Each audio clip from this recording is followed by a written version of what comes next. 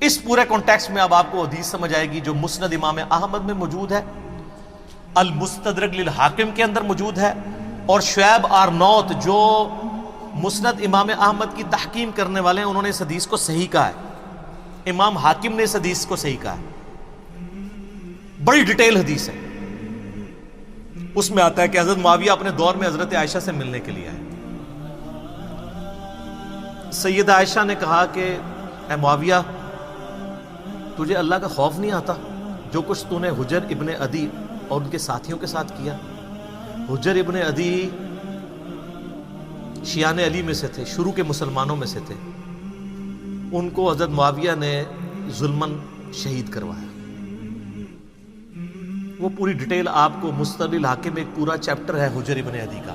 وہ سر میری ویڈیوز دیکھ کے امام حاکم نے نہیں، میری پیدائش سے بھی وہ پہلے کا ہے، 1000 سال پہلے۔ وہ 13 حدیثیں آپ پڑھیں، آپ کے آنسو نہیں رکیں گے کس ظلم کے ساتھ حجر ابن عدی کو قتل کروایا گیا، صرف اس بات پہ کہ یہ جمعے کی نماز لیٹ کر دیتے تھے، ممبروں پہ سب و شتم حضرت علی پہ کرتے تھے، یہ مخالفت کرتے تھے۔ اور اس شخص کی قبر وہاں پہ کھودی گئی جو علاقہ حضرت عمر کے دور میں حجر ابن عدی نے فتح کیا ہوا تھا۔ اوئے ہوئے۔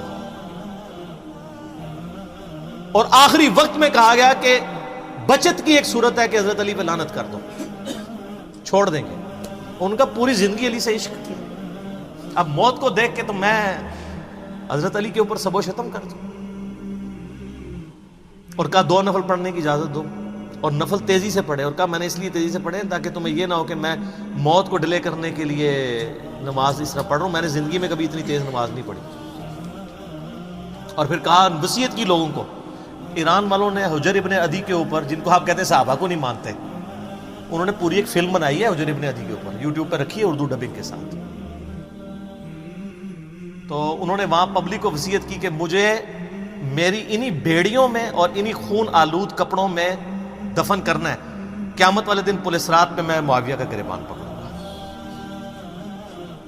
ان کے ساتھی بھی قتل کیے گئے، صرف ایک ٹسل کے اندر کے حضرت علی کے سپورٹر۔ اب حجر ابن عدی ان کے ساتھیوں کا جب قتل ہوا، سیدہ عائشہ تو پھر بڑی دکھی تھی اس کی وجہ سے۔ تو حضرت معاویہ جب ملنے کے لیے آئے، مسند امام احمد المستدرک الحاکم میں موجود ہے، شعیب آرنوت نے کہا حدیث صحیح ہے۔ کہا معاویہ، تجھے کوئی خوف نہیں آیا تو نے حجر ابن عدی اور ان کے ساتھیوں کے ساتھ جو کچھ کیا؟ اور تجھے ڈر نہیں لگتا کہ میں ایک بندہ مقرر کروں جو چھپ کے تیرے اوپر وار کرے اور تجھے قتل کر دے؟ یعنی حضرت عائشہ کا غصہ کس لیول کا تھا کہ میں گریلا وار کروا کے تجھے مروا نہ دوں۔ تو انہوں نے کہا کہ ام المومنین، ہم آپ سے یہ ایکسپیکٹ نہیں کرتے کہ آپ ایسا کریں گی، کیونکہ ہم نے نبی علیہ السلام سے سنا ہے کہ مومن کبھی چھپ کے وار نہیں کرتا۔ لوگوں کو حدیثیں سنانی، کس کو؟ اما عائشہ کو۔ اور پھر کہا کہ اما یہ بتائیں، آپ کا جو میں نے خرچہ پانی لگایا ہوا ہے اس معاملے میں تو کوئی، اور وہ انہوں نے نہیں لگایا ہوا تھا، وہ تو آپ کو مال غنیمت میں سے مسلمانوں کو وظیفہ ملتا تھا، حضرت عمر کے دور کا شروع ہوا تھا، اس میں تو کوئی آپ کو شکایت نہیں ہے۔ تو انہوں نے کہا مجھے اس معاملے میں کوئی شکایت نہیں، یہ شکایت تھی جو میں نے تمہیں کی ہے۔ تو انہوں نے کہا اما یہ کام چھوڑیں، ہمیں اپنے کام دنیاوی چلانے دیں، ہمارا معاملہ اور اللہ کا معاملہ، ہمیں ہماری سیاست والے معاملات میں آپ دخل نہ دیں۔ آپ اندازہ کریں۔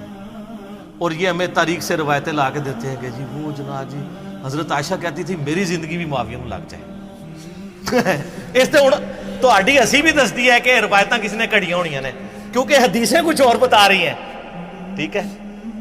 تو یہ کوئی شخص کہے گا جس کے بھائی قتل ہوئے ہوں، جس نے اتنے قتل عام دیکھا ہو۔ اسی لیے آپ دیکھ لیں کہ سیدہ عائشہ کو ساری گیم سمجھ آ گئی تھی، جنگ جمل میں بھی ان کو مس یوز کیا گیا، بعد میں ان کو ساری بات سمجھ آ گئی تھی۔